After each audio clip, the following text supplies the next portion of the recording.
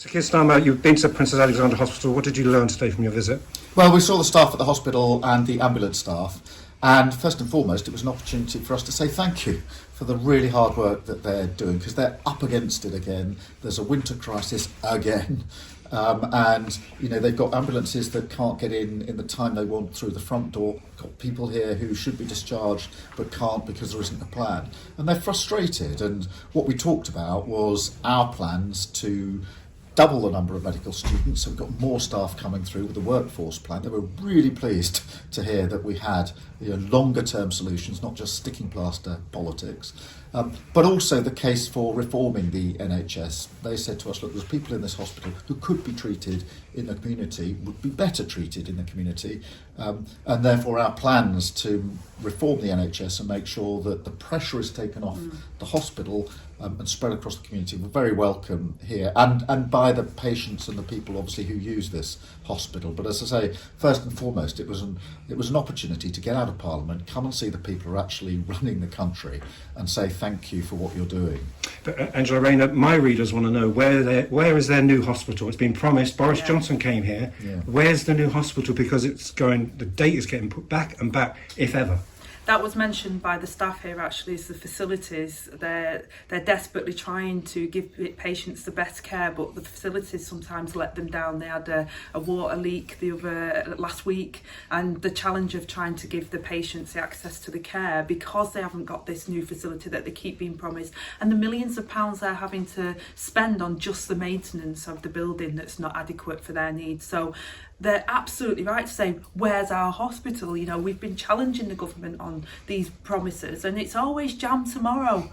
And that's the frustration. And as someone who's from Greater Manchester up north, we were always promised jam tomorrow, you'll get it. And it never materialises. And that undermines people's, they get frustrated. It undermines people's optimism on what politics can do to change their lives. People become very cynical about politicians when they promise things and don't deliver. So the Conservatives need to now get this hospital here that they know is needed, and they know the staff deserve better facilities, and the patients around here deserve that facility as well. And if they don't and you get in, will you? Well, we have to. That's the problem. We're spending millions of pounds now on maintenance of a building that is struggling to meet the needs of the people here. And therefore, it's not about not investing. It's about if you don't invest now, you're going to be spending more money anyway on facilities that are outdated, that are not fit for purpose. So therefore, we have to start investing in our infrastructure. We've said that. We've had the HS2 announcements. We said we need investment in infrastructure, but also in our buildings and capital spend to ensure that we bring down the day-to-day cost by having efficient buildings that are fit for purpose. And here you've got, you'll know this, your readers will know this, you've got temporary wards, you've got pop-up wards, and the staff are doing a brilliant job. When you're on the inside of it, they're making the very best of the facilities they've got, but they are entitled to the hospital that Boris Johnson promised them. He came along, made a promise, he's broken that promise, and across Harlow, I think people would be really, really frustrated with that. Just one further question. I have 4 grandchildren at schools here. The oldest 14, year 9, she's bright. Where's the hope for 14-year-olds and plus if you get into government?